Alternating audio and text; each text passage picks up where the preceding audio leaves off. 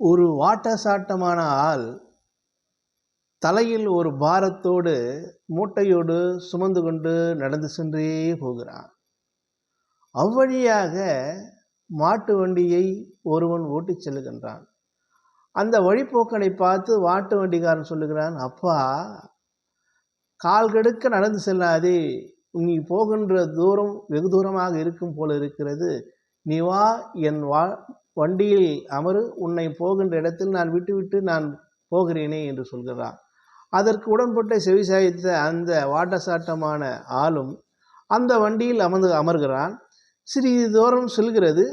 சென்ற பிறகு இந்த மாட்டு வண்டிக்காரன் திரும்பி பார்க்கின்ற போது அவன் அமர்ந்து கொண்டு தலையில் மூட்டையோடு இருக்கிறான். ஏனப்பா, மாட்டு வண்டியில் தான் அமர்ந்து கொண்டிருக்கிறார், ஏன் மூட்டையை சுமந்து கொண்டிருக்கிறாய் என்று கேட்கின்ற போது அவன் சொன்னான், நான் தான் இந்த வண்டியில் சுமையாக இருக்கிறேன், ஆனால் இருந்தால் இருக்கிறேனே தவிர என்னுடைய தலையில் இருக்கிற மூட்டை இந்த வண்டிக்கு சுமையாக இருக்கக்கூடாது, உனக்கு சுமையாக இருக்கக்கூடாது என்பதற்காக நான் தலையில் வைத்து கொண்டிருக்கிறேனே என்று சொல்கின்றான். இதிலிருந்து நாம் என்ன தெரிந்து கொள்ள வேண்டும்னா, ஆள் வளர்ந்திருக்கிறானே தவிர மூளை வளரவில்லையே என்றுதான் நாம் தோன்றும். இந்த பூமியில் இறைவன் அனைத்து நலங்களும் வளங்களும் அனைத்து உயிர்களுக்கும் கொடுக்கிறான். மனிதனுக்கும் அறிவையும் ஞானத்தையும் கொடுக்கிறான்.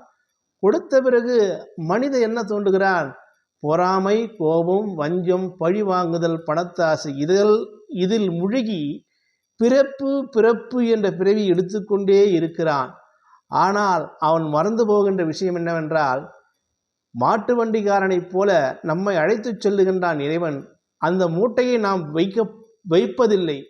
அது என்னவென்றால், ஆலை வழிபாடு, தான தர்மம் செய்தல், பிறருக்கு உதவி செய்தல், இது போன்ற எத்தனையோ நல்ல காரியம் இருந்தும் மனிதன் இதையெல்லாம் விட்டுவிட்டு பாவம் என்கின்ற மூட்டையை வண்டியில் மேல் இந்த பூ உலகில், இறைவன் படைத்த பூ உலகில் வண்டியை நகர்த்துகின்ற போது போல பூவுலகில் நாம் இருக்கிறோம்.